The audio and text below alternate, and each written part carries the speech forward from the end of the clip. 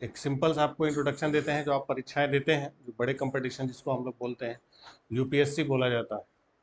सबसे बड़ी परीक्षा हमारी कौन सी होती है? यूपीएससी की होती है। पीसीएस की परीक्षा होती है। पीसीएस का मतलब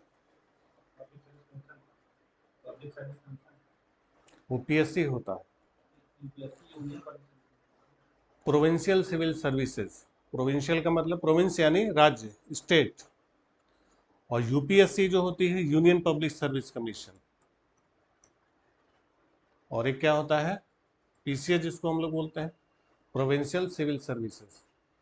तो जो यूपीएससी होती है यूनियन पब्लिक सर्विस कमीशन, ये हमारी सेंट्रल गवर्नमेंट केंद्र सरकार की होती है, संघ लोक सेवा आयोग।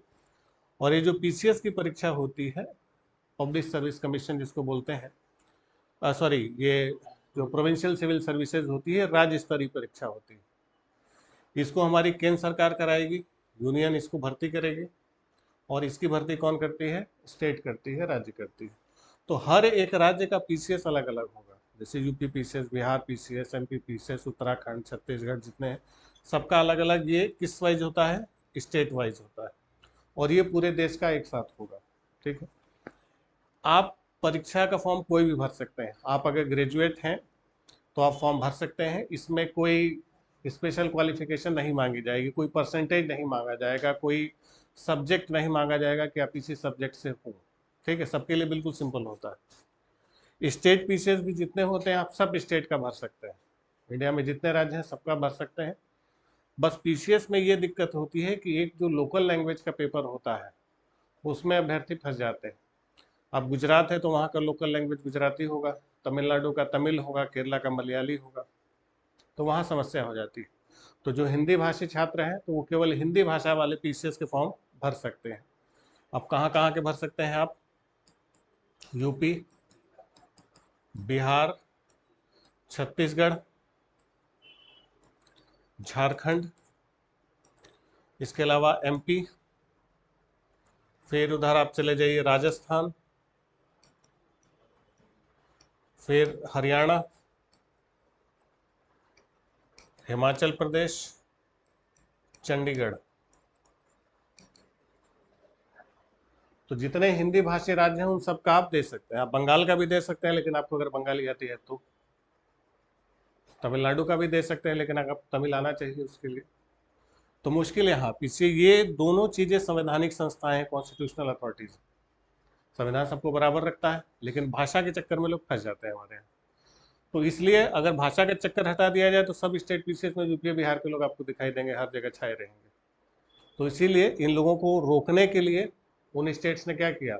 अपने अपने एक भाषा लगा कि महाराष्ट्र में जाएंगे तो मराठी चाहिए, गुजरात में जाएंगे तो गुजराती चाहिए, उड़ीसा में उड़िया चाहिए। तो ये हिंदी वालों का दायरा फिक्स हो गया कि इतने ही राज्य तक घूम फिर के जाते हैं। ठीक। अब इसमें भी बाकी जो राज्य होते हैं वो भी काफ़ी प्रतियोगिता करते हैं। जैसे छत्तीसगढ़ है, झारखंड है, तो ये नए नए बने हुए राज्य हैं। अब इनका सबसे ज़्यादा कंपटीशन किससे होता है? बिहार से और यूपी से होता है। तो वो छात्र यहाँ के जाके भारी पड़ जाते हैं। बाकी एमपी में भी इधर उधर के छात्र जाते हैं, राजस्थान में भी जाते हैं। अब यहाँ पर अपने आप को ये लोग कैसे बचाएं? खासतौर पर यूपी वाले लोगों से, बिहार वाले लोगों से कहाँ से बचाएं अपने छात्रों को? तो वहाँ पर डालते हैं कि स्टेट स्पेशल का जो क्वेश्चन आता है, एक पेपर डाल दिया जाता है केवल झारखंड का है तो झारखंड स्पेशल, बिहार का है तो बिहार स्पेशल कर दिया गया, राजस्थान का है तो राजस्थान स्पेशल। तो वो स्टेट स्पेशल हिंदी वालों के लिए थोड़ी समस्या होती है। हालांकि स्टेट स्पेशल में अगर आप इतिहास भूगोल ढंग से पढ़ें तो स्टेट स्पेशल कोई बहुत बड़ी चीज़ नहीं होती। ठीक, वो आप तैयार कर सकते हैं। तो आपके दरवाजे कितने राज्यों के लिए खुले हैं? चंडीगढ़, हिमाचल प्रदेश, हरियाणा, राजस्थान, मध्य प्रदेश, झारखंड, छत्तीसगढ़, बिहार, यूपी।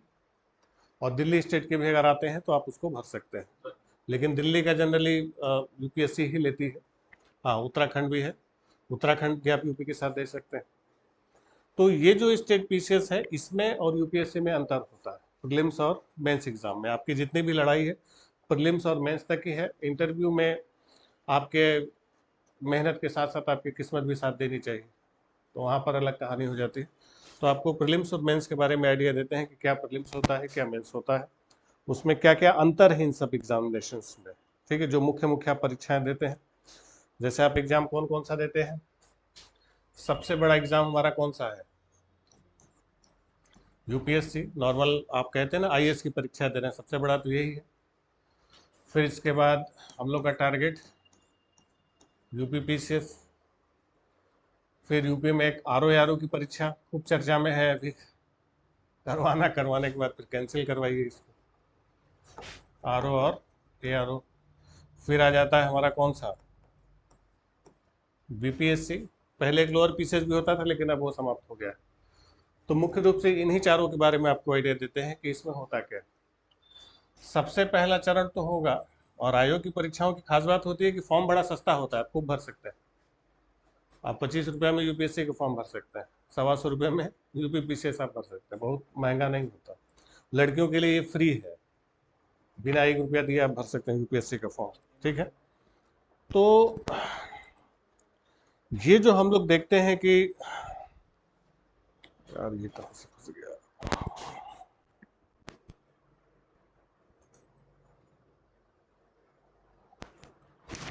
कि जो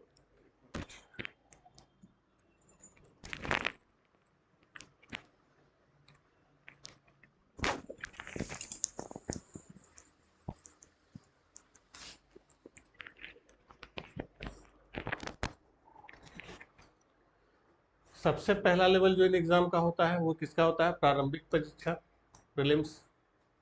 तो जो प्रीलिम्स की परीक्षा होती है यूपीएससी का, जब आप प्रीलिम्स देंगे तो इसमें 2 पेपर होता है। 2 पेपर कौन कौन सा होगा, एक होगा पेपर 1 और एक होगा पेपर 2। पेपर 1 जीएस होगा, इसमें 100 क्वेश्चन होंगे।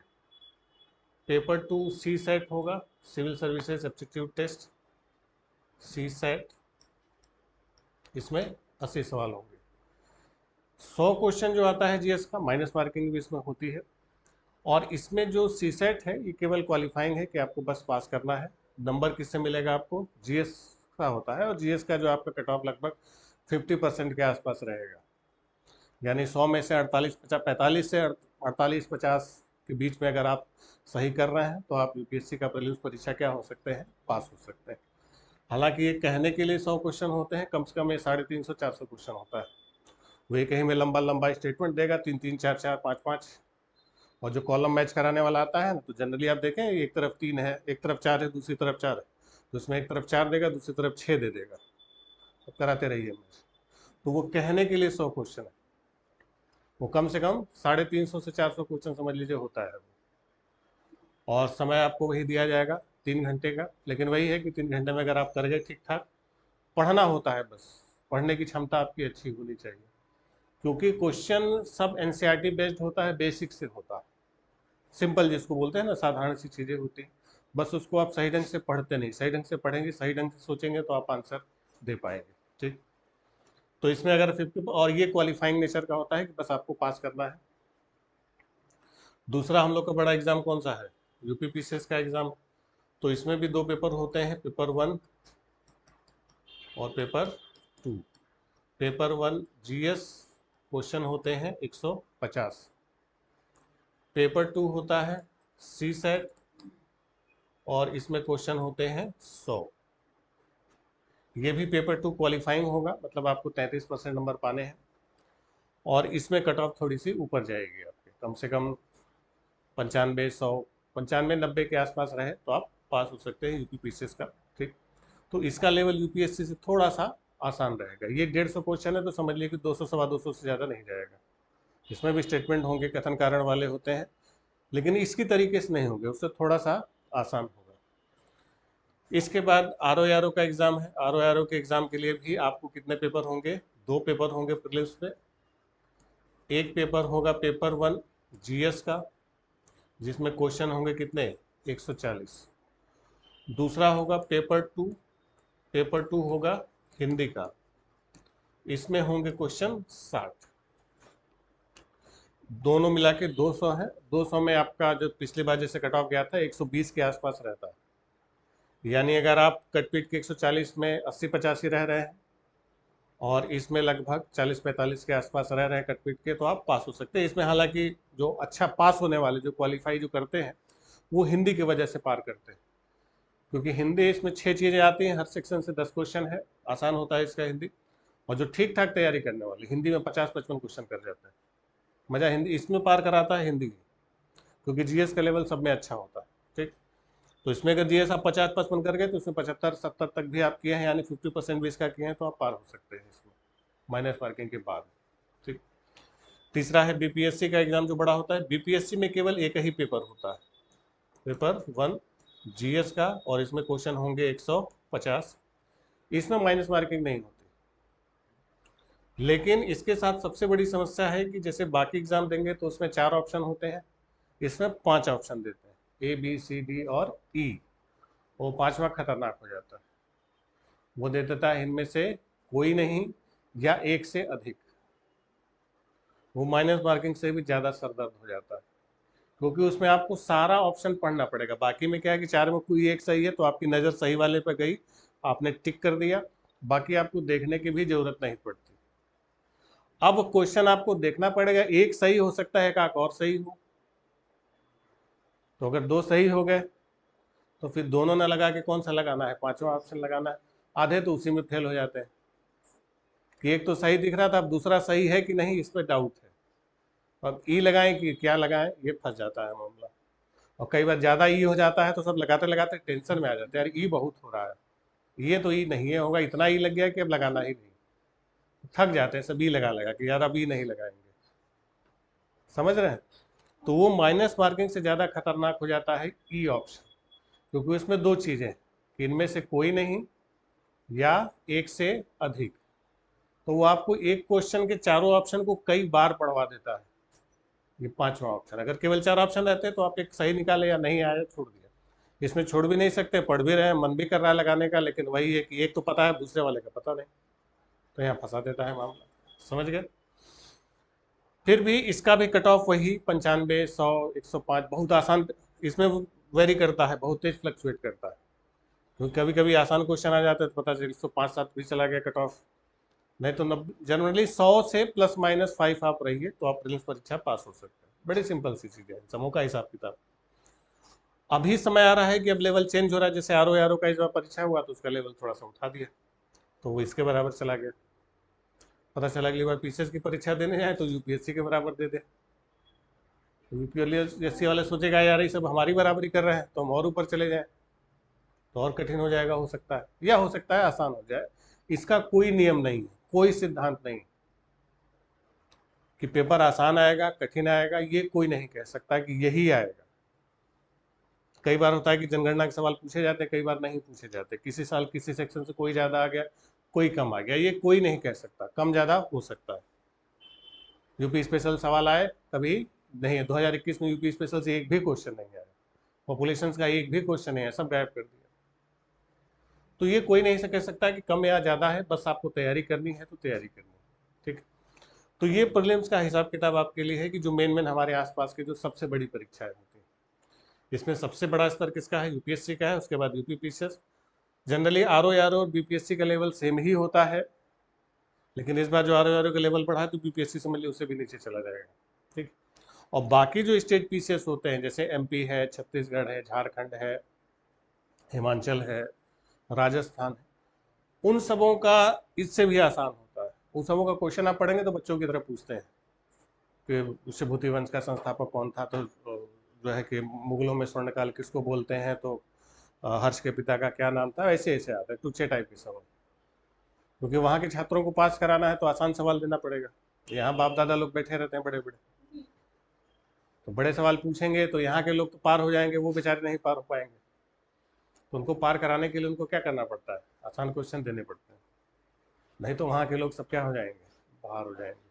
ठीक, तो बाकी स्टेट पीसीएस में ये यूपी बिहार वाले कहाँ बाहर होते हैं, स्पेशल वाले में छट जाते हैं, स्पेशल तो उतना पता नहीं होता।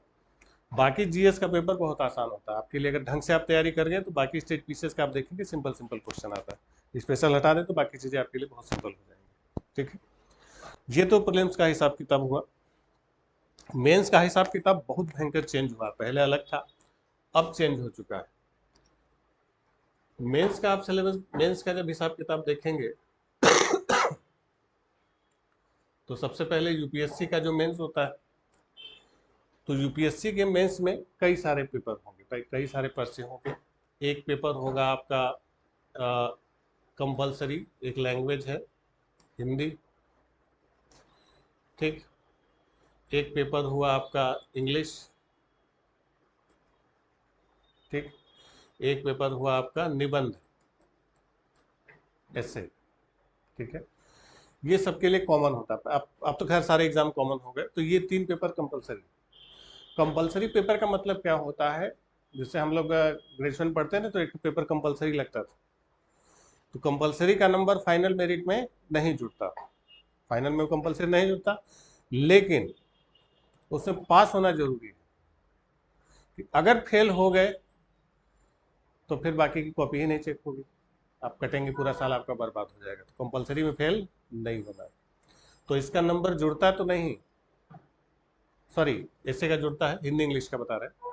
हिंदी इंग्लिश का तो जुड़ता नहीं, इन दोनों का जुड़ता नहीं। ये दोनों क्या है, हिंदी इंग्लिश कंपलसरी। लेकिन अगर इसमें आप फेल हुए तो फिर आगे लाल बत्ती लग जाएगी, कॉपी चेक ही नहीं होगा बाकी सब्जेक्ट का। तो ये पास होना यूपीएससी में जरूरी है, ठीक है।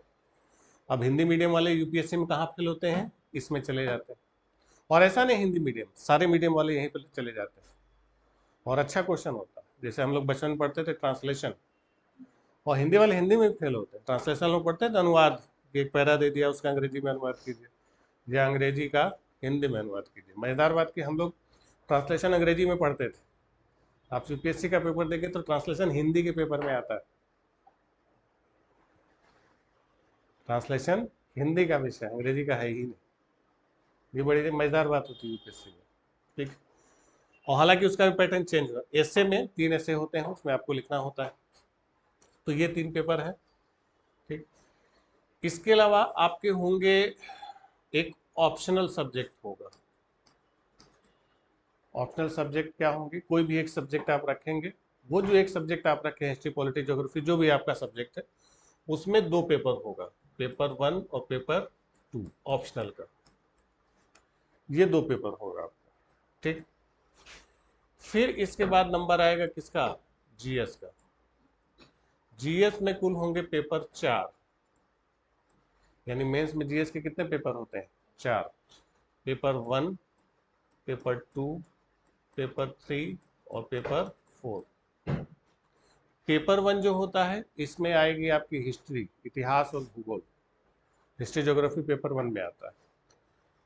पेपर 2 में आता है आपका पॉलिटी, जो आप संविधान पढ़ते हैं ना, पॉलिटी और आईआर, पेपर 2 में आता है।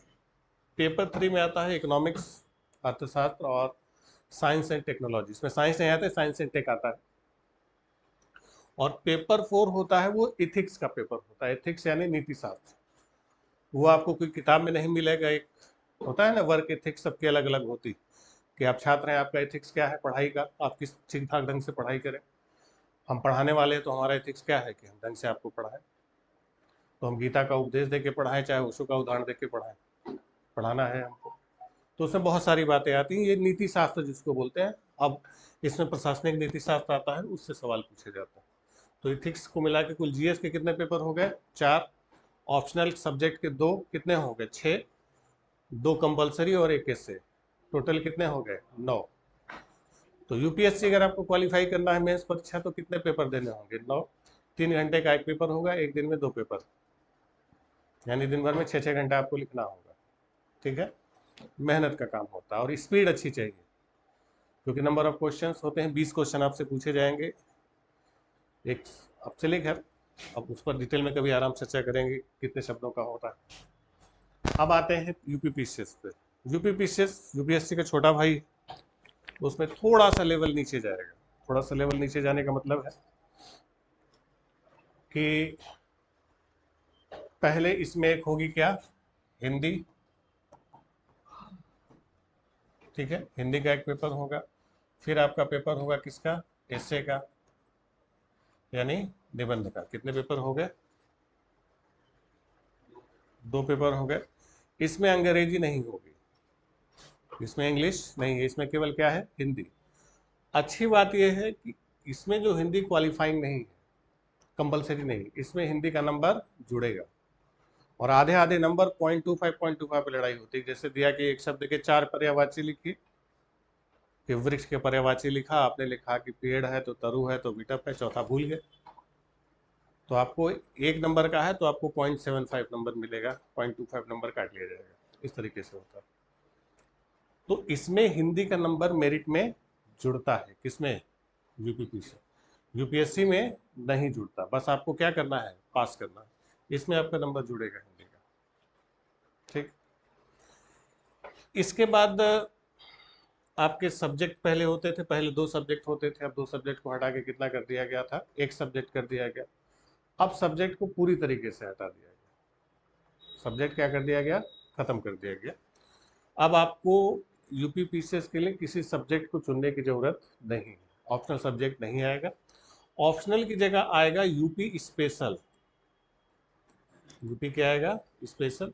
इस यूपी स्पेशल के 2 पेपर होंगे, पेपर 1 और पेपर 2। यूपी का इतिहास, यूपी का भूगोल, यूपी की आर्थिक स्थिति, यूपी के खनिज संसाधन, सब यूपी यूपी। वो कितने पेपर होंगे यूपी के, 2। यानी अब यूपी पीसीएस वालों को भी लगने लगा कि बाहर वाले आ रहे हैं, हालांकि इससे कोई फर्क नहीं पड़ता। ठीक, क्योंकि प्रीलिम्स इतना तगड़ा होता है कि बाकी बाहर वाले ये नहीं कर पाते, यूपी में तगड़ा होता है इसका। फिर आता है किसका नंबर, जीएस का नंबर। इसमें भी जीएस के बिल्कुल यूपीएससी पैटर्न पर 4 पेपर होंगे, 1, 2, 3 और 4। पेपर 1 में सेम वही, हिस्ट्री और ज्योग्राफी। पेपर 2 में पॉलिटी यानी राज्य व्यवस्था और इंटरनेशनल रिलेशन, अंतर्राष्ट्रीय संबंध। पेपर 3 में इकोनॉमिक्स और साइंस टेक। पेपर 4 आपका वही इथिक्स या नीति शास्त्र होता है।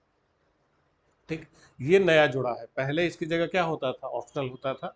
अब ध्यान रखेंगे यूपी में आपको ऑप्शनल पढ़ने की जरूरत नहीं है। आप अगर कोई एक सब्जेक्ट तैयार नहीं है, पहले एक ऑप्शनल की बड़ी टेंशन होती थी, कौन सा सब्जेक्ट चुने, लड़के बड़े परेशान रहते थे। अब वो समस्या खत्म कर दी गई कि अब आपको ऑप्शन उसमें चुनने की जरूरत नहीं है, आप यूपी स्पेशल पढ़ें, यानी ये सबके लिए कॉमन हो चुका है। ठीक, आर की बात करें तो आर में भी वैसे ही पेपर होंगे। ये आपका एक पेपर हिंदी का होगा, हिंदी व्याकरण, निबंध होगा, एसे होगा। ठीक, ये दोनों साथ ही हो जाएंगे। और इसके अलावा पेपर किसका होगा, जीएस का होगा। जीएस ऑब्जेक्टिव होगा, 150 क्वेश्चन पूछे जाएंगे, उसी तरीके से सिंपल होता है इसका। तो इसका मेंस बाकियों की तुलना में क्या होगा, आसान हो जाएगा। ठीक, बीपीएससी में आते हैं तो बीपीएससी और आसान हो गया। इसमें हिंदी और एसे एक साथ होता है, और ये क्या होता है, क्वालिफाइंग होता है, इसका नंबर नहीं जुड़ता, बड़े आराम से लिख सकते हैं, इसमें लड़के बड़े खुश रहते हैं। जैसे यूपी में हिंदी का नंबर क्या होता है, जुड़ता है, इसमें नहीं जुड़ता, और एसे के बीच की चीज नहीं होती। ठीक, फिर इसके अलावा एक ऑप्शनल पेपर पहले होता था, अब ऑप्शनल भी यहाँ पर समाप्त कर दिया गया है। जीएस के 2 पेपर, यानी आप 3 पेपर देंगे, पेपर 1 और पेपर 2, और आप चाहें तो मेंस क्वालिफाई कर सकते हैं। यानी बिहार इन सब की तुलना में सबसे क्या है, आसान है, क्योंकि प्रीलिम्स में भी एक ही पेपर है, मेंस में भी 2 ही पेपर से आपको लड़ाई लड़नी। ठीक है, तो ये सिंपल सा एग्जाम का पैटर्न आपको बता दिया कि आप, और लगभग लगभग यही जो एग्जाम का पैटर्न है ये हर स्टेट में है।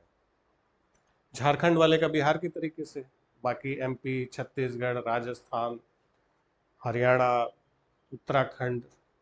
उत्तराखंड भी कुछ यूपी की तरीके से है, लेकिन उत्तराखंड में क्या होता है कि सीटें थोड़ी कम आती हैं, क्योंकि छोटा राज्य है, तो सीटें वहाँ की क्या, अब सोचिए यूपी में 75 जिले हैं, उत्तराखंड में 13 जिले, कई गुने का अंतर आ गया, तो सीटों की मात्रा भी क्या होती है, कम होती है। तो वहाँ पर सीटें उत्तराखंड में क्या होती हैं, बहुत कम आती हैं, लेकिन फिर भी छात्र फॉर्म भरते हैं और घूमने चले जाते हैं। सेंटर देंगे सब नैनीताल, हरिद्वार, देहरादून, ऋषिकेश, हल्द्वानी, अल्मोड़ा तक, उत्तरकाशी तक देते हैं। जाएंगे बद्रीनाथ केदारनाथ दर्शन करके आएंगे। तो जो उत्तराखंड पीसीएस है, ये छात्रों के घूमने फिरने के काम में आता है। पहले इलाहाबाद से ट्रेनें चलती थी, तो जब परीक्षा होती तो बहुत भयंकर भीड़ जाती थी, तो टिकट उकट लगता नहीं था, तो बस अपना झोला उठाए, ट्रेन में भरे और पहुंच गए उत्तराखंड घूमने के लिए। और सेंटर डालेंगे सब एकदम दूर, अल्मोड़ा, उत्तरकाशी, सीधा। तो उत्तराखंड पीसीएस पास होने के लिए कम, घूमने फिरने के लिए ज़्यादा छात्र लोग पढ़ते थे। अभी भी यही होता है कि सब उत्तराखंड का जरूर भर देंगे, चलो एक बार घूम आएंगे इसी बहाने। ऐसे तो घर वाले जाने नहीं देंगे बेरोजगारी में। एग्जाम के नाम पर चलो कुछ पैसा मिल जाएगा, जाएगा एग्जाम देने जा रहे हैं, पास भले ही ना हो। ठीक। तो उत्तराखंड किस लिए भरा जाता है? घूमने के लिए। राजस्थान भी कभी कभी लड़के जाते हैं, इसीलिए दे देंगे चित्तौड़, रणथंभौर, अपना उदयपुर, जयपुर, अपना बढ़िया बढ़िया घूम के आते हैं। खैर वो भी एक आध बार साल भर में होता है ना कि परीक्षा दे रहे हैं तो एक बार घूमने की नीयत से भी चले जाते हैं। खैर, तो मेन टारगेट हम लोग का यही सब परीक्षा है। इसमें से आपका जो बस चलेगा जहां तक, बस भी तो चलना चाहिए कि मेन आपका पहले फोकस कहाँ है? प्रीलिम्स। क्योंकि होता क्या है कि यहाँ पर जो आपको ये चारों पेपर दिखाई दे रहे हैं जीएस के, तो ये चार पेपर आपको दिख रहे हैं, तो ऐसा नहीं कि जब आप प्रीलिम्स पास करेंगे तब आप उन चारों की आप तैयारी शुरू करेंगे। आप प्रीलिम्स पढ़ रहे हैं तो उनकी भी तैयारी हो रही है। ठीक है, कि केंद्र राज्य संबंध आप प्रीलिम्स में भी पढ़ेंगे, मेंस में भी वही है। इतिहास स्वतंत्रता संग्राम प्रीलिम्स में भी है और मेंस में भी है। इकोनॉमिक्स प्रीलिम्स में भी है और मेंस में। तो ऐसा नहीं कि वहाँ की इकोनॉमिक्स बदल जाएगी, वहाँ का भूगोल बदल जाएगा, चीज़ें वही हैं, बस लिखने का तरीका आपका बदलेगा कि उन्हीं चीज़ों को कैसे आप एक्सप्रेस कर सकते हैं, और थोड़ी सी लिखने की स्पीड। क्योंकि यूपी का आपको बता दें कि क्वेश्चन जो होते हैं मेंस में 20 क्वेश्चन आएंगे, 10 क्वेश्चन आएंगे 125 शब्दों के, 10 क्वेश्चन आएंगे 250 शब्दों के। तो 125 शब्द का 10 क्वेश्चन मतलब कितना हो गया? 1250 शब्द, यही हुए। और 250 शब्दों का 10 क्वेश्चन यानी 2500 शब्द। तो 2500 12.5 कितना हो गया? 3750। तो 3750 शब्द आपको 3 घंटे में लिखने हैं। फिर 2 घंटे के ब्रेक के बाद अगला 3750 शब्द आपको लिखने हैं, और क्वेश्चन का लेवल अच्छा होगा। मतलब ऐसा नहीं कि बस आंख मूंदे और लिख दिए, पढ़ना होगा, समझना होगा, फिर लिखना होगा। तो उसमें लिखने की स्पीड आपकी मायने करती है, लेकिन ये ज़्यादा आसान है इसकी तुलना में, क्योंकि यहाँ पर समस्या है कि इसका रेंज बहुत बड़ा है, कुछ भी मुंह उठा के पूछ देंगे। क्या आमिर खान, सलमान खान और शाहरुख खान में सबसे लंबा कौन है? ठीक है, कुछ भी पूछ देंगे, कुछ इसमें लिखा हुआ नहीं कि यही पूछेंगे। एक बार यूपीएससी में A4 साइज का जो पेपर आता है ना, उसकी मोटाई पूछी गई थी माइक्रोन में। जो कपड़ा आप खरीदते हैं ना, कपड़े का नाप लिखा होता है ना, XL, XXL, C, उसका क्रम दे दिया था अरेंज करने के। आधे तो पढ़ते पढ़ते पक गए कि लिखा क्या है। क्रॉस बना हुआ है, एक C लिखा हुआ है, एक L लिखा हुआ है, उसी में आधे परेशान थे कि लिखा क्या है। ये यूपीएससी के सवाल बता रहे हैं। अब वहां तक दिमाग गया ही नहीं, ये तो साइज हम लोग रोमन का ये तो काउंटिंग लिखा हुआ है, उसको क्रम से अरेंज करना था, सबसे छोटा कौन है, सबसे बड़ा कौन है। अगर आपकी नजर गई, एक बार में आपने पकड़ लिया, बहुत आसान है, कपड़ा तो खरीदते ही रहते हैं, है? कि L साइज और XL साइज क्या होती है तो पता ही आपको। और नहीं वहां तक दिमाग गया तो फिर गाली देंगे, पता नहीं क्या उल्टा सीधा सब पूछ देते हैं, क्या लिखा हुआ है समझे में नहीं आ रहा, किसका हम क्रम लगाए पता नहीं चला। ये होता है कि जैसे यूपी में प्रस्तावना से पूछ दिया था कि स्वतंत्रता समानता कितनी, प्रस्तावना में दिया था ना, 5 प्रकार की स्वतंत्रताएं हैं तो 2 प्रकार की समानता है। तो संख्या 2 3 5 ऐसे करके दे दिया क्रम लगाने के लिए, आधा लोग परेशान है कि पता नहीं क्या लिखा हुआ, जबकि नंबरिंग दी हुई थी। तो जो पकड़ लिया उसको लगाया तो बहुत आसान है, जो नहीं पकड़ा बैठ के माथा खुजा रहा है कि पता नहीं क्या होगा, समझ में नहीं आ रहा। ठीक। तो वो आपकी पकड़ के ऊपर है, आपकी सोच, आपका दिमाग वहां तक जा पा रहा है या नहीं जा पा रहा है। सिंपल सिंपल लाइनें लिखी होंगी, वो सिंपल सिंपल लाइनों में ही आपको अर्थ निकाल के चल रहा है। ठीक है, जैसे एक सवाल आपको इतिहास का हम लिखते हैं, कथन और कारण वाला सवाल आपने सुना होगा, होता है ना, ये सत्सन और उसका रीजन, ABCD 4 ऑप्शन होते हैं। तो एक कथन था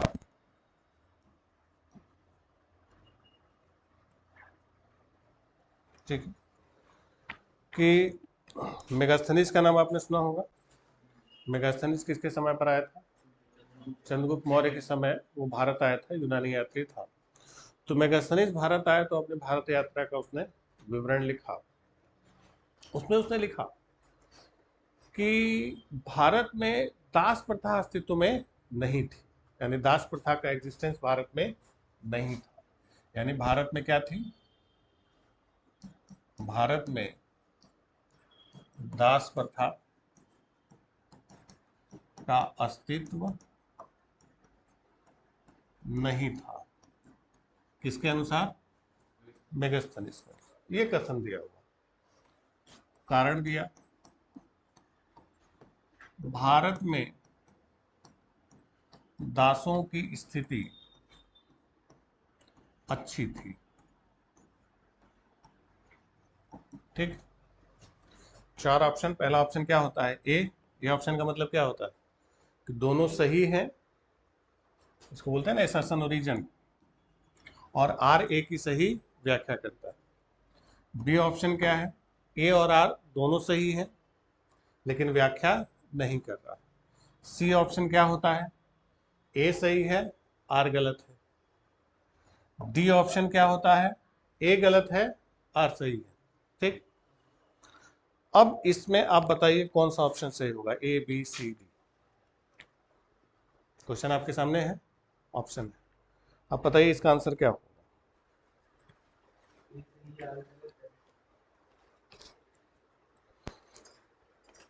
मेगास्थनी, ये मेगास्थनीज के अनुसार है, मेगास्थनीज लिखना हम भूल गए। मेगास्थनीज के अनुसार भारत में दास प्रथा का अस्तित्व नहीं था, और इसका कारण दिया गया कि भारत में दासों की स्थिति अच्छी थी। तो बताइए क्या होगा ऑप्शन?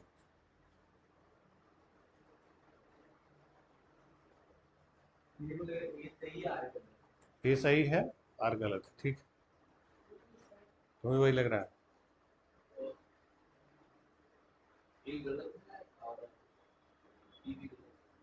दोनों गलत है, दोनों गलत का तो ऑप्शन ही नहीं। तुम बताओ भाई। ये सही है, ये गलत है, आर गलत है। तुम बताओ। पहला सही है, दूसरा? देखिए, मजेदार बात क्या है, मेगास्थनी जब भारत में आया, अब देखिए कैसे आप इसको समझेंगे। मेगास्थनी जब भारत में आया तो यहाँ पर जैसे यूरोप में जो दास होते थे, जो रोमन स्लेव्स कहे जाते थे, तो रोमन स्लेव्स क्या होते थे? बेड़ियों से जकड़ के उनको रखा जाता था, हाथ पैर बांध दिए जाते थे। वो कुछ खाने का टुकड़ा उठा के ऐसे फेंक दिया, बेचारे खा रहे हैं, उनको जंजीरों से जकड़ के रखा जाता था। ऐसे ही होते थे दास वहाँ पर। मेगास्थनीज भारत आया तो यहाँ पर देखता है कि कोई दास नहीं है, क्योंकि यहाँ के जो नौकर होते थे वो मालिक के साथ घर में ही रहते हैं। जो मालिक खाना खाया, जो बचा नौकर खा लिया। मालिक का है पुराना कपड़ा कौन पहना? नौकर पहन लिया। ये ना होता है, मालिक का है पुराना कपड़ा नौकर को दे दे, खाना बचा, उसी घर में एक कोने में रह रहा। तो यहाँ पर दासों की स्थिति इतनी अच्छी थी कि उसको लगा ही नहीं कि भारत में दास प्रथा है अस्तित्व में। ठीक, तो मेगास्थनीज ने बिल्कुल ठीक लिखा कि भारत में दास प्रथा अस्तित्व में नहीं थी। उसे दास प्रथा क्यों नहीं दिखाई दी? क्योंकि दासों की स्थिति इतनी अच्छी थी कि उसे दास प्रथा नजर ही नहीं आई। यानी कथन और कारण दोनों सही है, और ये इसकी सही व्याख्या कर रहा है। ये ऑप्शन सही। ये यूपीएससी का क्वेश्चन आपको बता रहा है। ये लेवल होता है कि दासों की स्थिति क्या थी? बहुत अच्छी थी, कि उसे लगा ही नहीं, उसको लगा तो घर के बच्चे हैं या घर के सदस्य हैं, वो दास थोड़ी। तो उसको क्या, उसको लगता था कि रोमन दास कैसे होते हैं, बेड़ियों से जकड़े हुए, फटे पुराने कपड़े पहने हुए, टुकड़ा में फेंक दिए, खाना खा रहे। और हमारे यहाँ दास क्या थे? अच्छे स्थिति। समझ गए कहानी क्या होती है? बस आपको ध्यान देना है, पढ़ना है, समझना है कुछ नहीं। सिंपल सी लाइन होती, उसी में सारी कहानी लिखी होती है, 1-2 लाइनों में सारा खेल हो जाएगा। ये यूपीएससी का लेवल होता है, तो बहुत ऊपर जाके नहीं जाएंगे, सिंपल सी चीजें आपके आसपास की चीजें रहेंगी, बस आप उसी में परेशान होते रहेंगे, जाने क्या पूछ रहा है। सोचेंगे कि हाँ लग रहा है, सही है लग रहा है, लेकिन आप गलत हो जाएंगे। ठीक, आईएएस ऐसे नहीं बना जाता, आपकी सोच बनाती है कि आप कितना सटीक उसको पढ़ रहे हैं, और एक बार में कितनी सटीक उसकी आप व्याख्या कर पा रहे हैं, व्याख्या करना होगा ना। अब दिमाग वहां तक गया तब तो ठीक है कि भाई भारत में दासों की स्थिति अच्छी है, उसको नजर ही नहीं आया दास प्रथा, सही लिखा है दोनों बात। नॉर्मल आदमी पढ़ेगा तो बोलेगा दोनों में से तो एक गलत है पक्का, एक तो गलत है गारंटी कहेगा, लेकिन दोनों सही, क्योंकि मेगास्थन इसको दिखा ही नहीं। क्यों नहीं दिखा? दासों की स्थिति बड़ी अच्छी थी, उसे पता ही नहीं चला कि दास भी है यहाँ पर। तो ये होता क्या, यूपीएससी होता है, समझ गए। तो इसके लिए आपको जो सिंपल चीजें आपको बताई कि ये प्रीलिम्स ये बड़ा खतरनाक है कि इसका रेंज इतना ज्यादा है कि आप अंदाजा नहीं ले, ये समझा इसलिए रहे थे कि आपको रेंज का अंदाजा लगे, ठीक है। इसका रेंज कम है, ये फिक्स है। जैसे अगर आप इतिहास पढ़ेंगे तो पूरा इतिहास नहीं है, बिल्कुल फिक्स लिमिटेड एरिया से वहीं वहीं से क्वेश्चन आएंगे। या पॉलिटी है तो पॉलिटी में पूरा संविधान, संवैधानिक विकास, ये सब कुछ नहीं आता, बिल्कुल फिक्स है कि यहीं यहीं से आएगा। तो अगर आपने इसकी तैयारी ढंग से की है तो इन 4 पेपर को पढ़ने में आपको 2 महीने ज़्यादा का समय नहीं लगेगा, 2 महीने में आप पूरा तैयार कर पाएंगे। तो समय किस में ज़्यादा लगेगा, इसमें ज़्यादा लगता है। तो ये आपको देखने में लग रहा है कि बड़ा कॉम्प्लिकेटेड है, बहुत बड़ा है, ढेर सारी चीज़ें, वो ढेर सारी चीज़ें नहीं। अगर आप पहले स्तर को अच्छे से देख रहे हैं तो दूसरा आपके लिए क्या हो जाएगा, आसान हो जाएगा। फंसेंगे कि आप कहाँ पर, यहीं पर फंसे रहेंगे। और इसको ढंग से कर गए तो ये आसान हो जाएगा, इसमें कुछ खास दिक्कत आपको नहीं होगी। क्लियर हुआ? तो इसीलिए आपको पहला फोकस किस पे करना है, प्रीलिम्स पे करना है। और कुछ टॉपिक ऐसे होते हैं जो प्रीलिम्स और मेंस में कॉमन होते हैं, तो वो आपको हम बताते चलेंगे कि हाँ ये टॉपिक मेंस में भी आता है, इसको आप अच्छे से लिखिएगा, ये मेंस में भी आपके क्या होगा, काम आएगा। कई सारे टॉपिक जो होंगे जो आप प्रीलिम्स पढ़ते पढ़ते मेंस के लिए आप क्या कर चुके होंगे, तैयार कर चुके होंगे, इस तरीके से आपको बताया जाएगा। ठीक, अब क्लास में जो हम लोग देखेंगे, अब क्लास का पैटर्न हम लोग जो देखते हैं, तो क्लास में हम लोग जो देखेंगे कि अभी एग्ज़ाम बिल्कुल बहुत ज़्यादा दूर तो नहीं है, तो हम लोग यहाँ पर 2-2 सेक्शन लेके चलेंगे। पहला जो घंटा होगा हमारा 4 से 5, तो 4 से 5 में हम लोग शुरुआत करेंगे किसकी, पॉलिटी की शुरुआत करते हैं, राज्य व्यवस्था शुरुआत करेंगे। और जो 5 से 6 वाला टाइम है, तो 5 से 6 वाले में क्या शुरुआत किया जाए, जल्दी बताओ। इतिहास क्या पढ़ना है, ज्योग्राफी नहीं, इकोनॉमिक्स,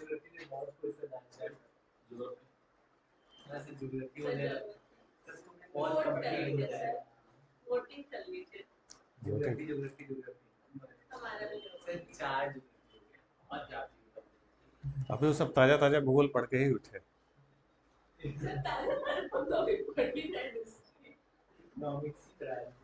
इकोनॉमिक्स कर देंगे, ठीक है। तो जो दूसरा घंटा होगा हमारा किसका होगा, इकोनॉमिक्स का होगा, ठीक है। तो पॉलिटी और इकोनॉमिक्स दोनों हम लोग लेके चलेंगे साथ ही साथ, तो एक एक साथ 2-2 सेक्शन रहेगा तो समय से आपका कंप्लीट हो जाएगा, ठीक। तो ये जो 2 घंटे आपकी क्लास चलेगी, रेगुलर आपकी क्लास चलती रहेगी, कब से कब तक, मंडे टू फ्राइडे, सोमवार से शुक्रवार तक, ठीक। शुक्रवार को कुछ करंट अफेयर्स के बारे में भी हम लोग चर्चा करेंगे, तुरंत की चीज़ें, हालांकि डेली आपको थोड़ा थोड़ा बोलते चलेंगे कि थोड़ा थोड़ा आपको लिखते चलना है। शुक्रवार को हम लोग विस्तार से चर्चा करेंगे।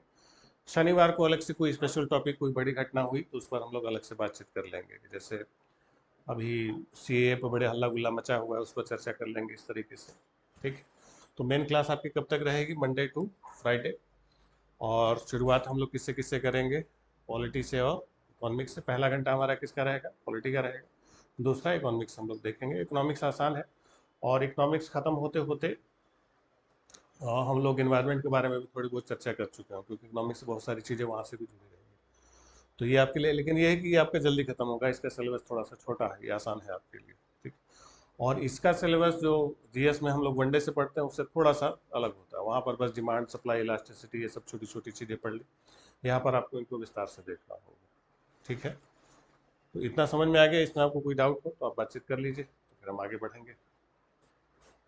कोई डाउट नहीं, शुरुआत कर दें, कहाँ से शुरुआत करें,